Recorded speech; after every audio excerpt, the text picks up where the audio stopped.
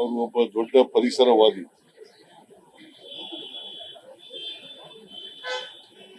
ಅವರಿಗೆ ಕೇಂದ್ರ ಸರ್ಕಾರ 2019ರಲ್ಲಿ ಪದ್ಮಶ್ರೀ ಪ್ರಶಸ್ತಿಯನ್ನು ಕೊಟ್ಟಿತ್ತು. ಅವರ ಸೇವೆಯನ್ನು ಪರಿಗಣಿಸಿ ಪದ್ಮಶ್ರೀ ಪ್ರಶಸ್ತಿಯನ್ನು ಕೊಟ್ಟಿತ್ತು.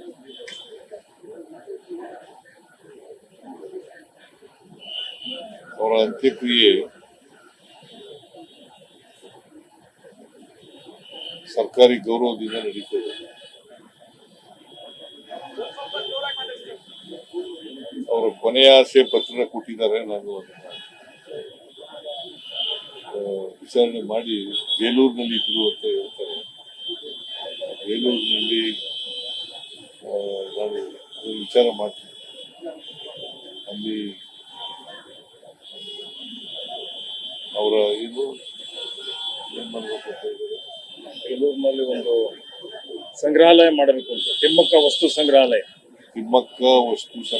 ಮಾಡಬೇಕು ಅಂತ ಇದ್ದಾರೆ ಅಂತ ಅವ್ರದ್ದು ಆಸೆ ಸರ್. ಕೊನೆ ಆಸೆ ಇದೆ ಅವ್ರ ಪತ್ರದಲ್ಲಿ. ಹೌದು, ತಿಮ್ಮಕ್ಕ ವಸ್ತು ಸಂಗ್ರಹಾಲಯ.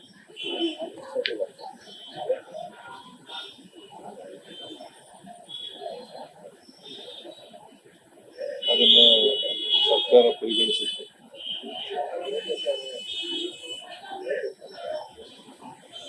ಅವರ ಆತ್ಮಕ್ಕೆ ಚಿರಶಾಂತಿ ದೊರಕಲಿ ಅಂತೇಳಿ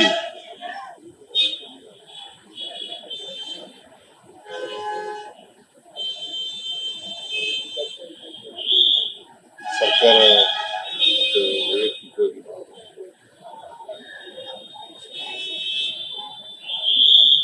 ಪ್ರಾರ್ಥನೆ ಮಾಡ್ತೀವಿ.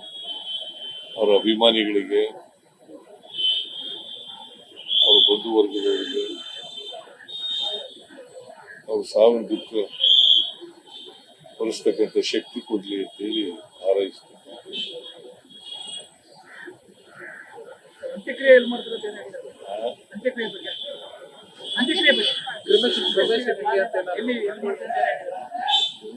ಕ್ರಿಮೇಷನ್ ಅಂತ್ಯಕ್ರಿಯೆ ಎಲ್ಲಿ ಮಾಡ್ತೀರಿ ಗೊತ್ತಿಲ್ಲ. ಅವರು 2-3 ಜಾಗ ಹೇಳ್ತಾ ಇದ್ದಾರೆ. ಅದನ್ನ ನೋಡಿ ಹೇಳ್ತೀನಿ ಈಗ ಅಂತ ಹೇಳ್ತೀನಿ.